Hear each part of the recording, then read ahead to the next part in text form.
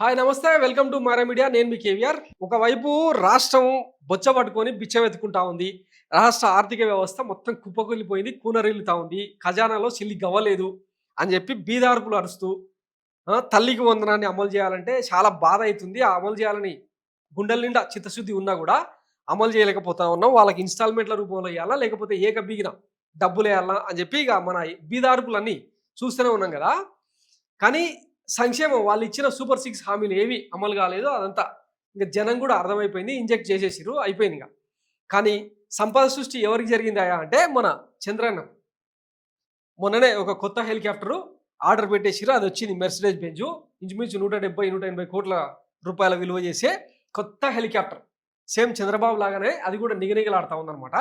దీంతో పాటు మంగళగిరిలో అదే మన రాజధాని ప్రాంతంలో మొత్తం 5.5 ఎకరాల పెద్ద ఖాళీ స్థలంలో చిన్న పూరి గుడిసె కట్టుకొని 500 కోట్ల రూపాయల విలువ చేసే పూరి గుడిసె కట్టుకొని దాంట్లో గృహప్రవేశం కూడా చేసిరు.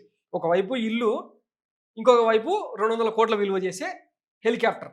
సంపద సృష్టి ఎవరికి జరిగిందా అంటే ఇక మన కులపోలకే జరుగుతూ ఉంది. ఇది ఇంకా దాచుకున్న దాగని రహస్యం. కానీ ప్రజలకు మనం ఎక్కడ ఉద్యోగాలు ఇచ్చినాం, ఎక్కడ ఉపాధి అవకాశాలు ఇచ్చినాం, ఇవన్నీ పెట్టుబడులు ఏమైపోయినాయి, కేంద్రం నుంచి తెచ్చిన 1.5 కోట్ల అప్పులు ఏమైపోయినాయి, ఇవేగా అడగొద్దనమాట.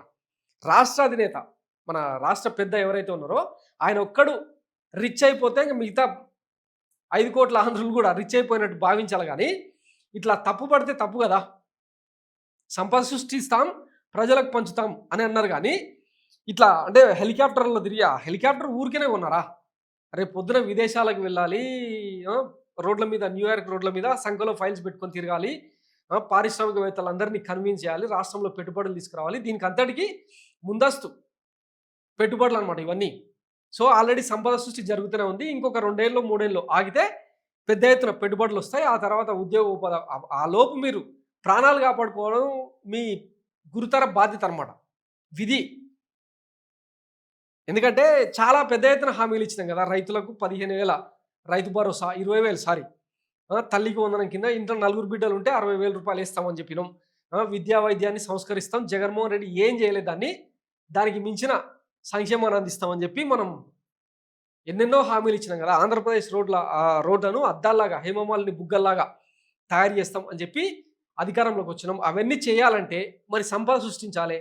ఆ సంపద సృష్టికి ఇది తొలిమెట్టు అనమాట. ఇంకా మనకు వచ్చేసినాయి. నెక్స్ట్ ఇంకా రాష్ట్ర ప్రజలకు పంచడమే మిగిలింది.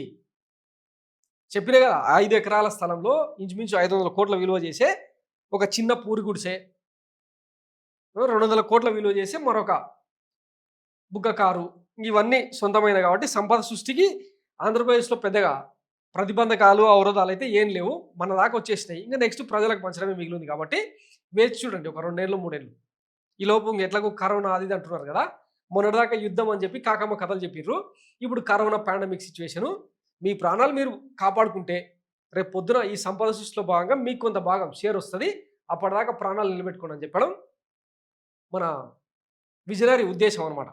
సో ఇంకా మీకు ఎంతవరకు అర్థమైంది ఈ సంపద సృష్టి ఎవరికి జరుగుతూ ఉంది? ఇంకొక క్లారిటీ అయితే వచ్చేసినట్టే కదా సంవత్సరం పాలనలో. ఇంకా అనుభవిద్దాం. Thanks for watching Mara media. నేను మీ కేవీఆర్. Thank you.